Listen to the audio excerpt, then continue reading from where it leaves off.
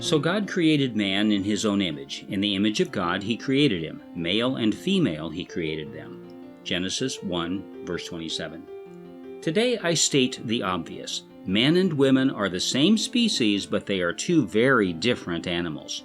Women are not the same as men, and there are some things about soap that make that very obvious. Let me explain. First, women don't always buy soap to use. How many times have you walked into a bathroom and found fancy little soap dishes containing itsy-bitsy bars of soap in the shape of fish or ducks or seashells? Every husband has been told by his wife that these soaps are not to be used, they are only to look at and to make the bathroom look nice. Say what now? Guys don't go to the bathroom to look around, they go in there for a purpose. Women are not the same as men. Second, when a man buys soap, he's thinking, will it get me clean?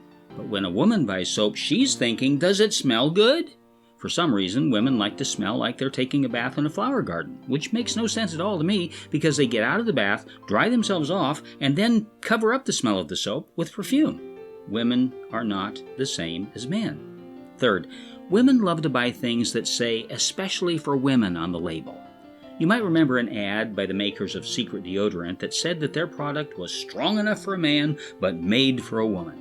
The same goes for soap.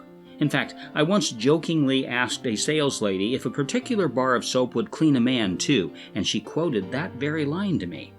I know it's just a merchandising thing, folks, but it sells soap to women because women are not the same as men. Need I say more? Men and women are not the same.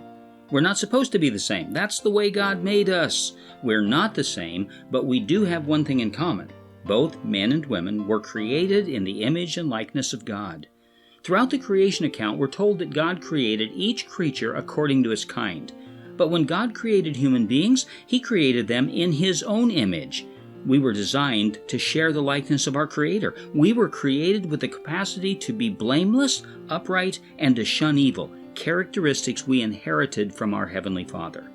Ignatius of Antioch, who lived in the 2nd century A.D., once wrote, "Please pray for me that I may not only be called a Christian, but also live like a Christian." Not only were we created in the image of God, but we are to live in a way that displays the image of God. So, when you look in a mirror, do you see the image of God? Do you see a man or woman by whom all other men and women could be measured? Do you see in that mirror a man or woman like the one that you'd like your daughter or your son to marry someday? Yes, men and women are different in many ways. They don't look the same, they don't think the same, they don't do things the same, but they have this in common. Each is made in the image of God, and each is responsible for living up to that image. As I wrap this up today, I would simply like to add my very best wishes to all the fathers out there.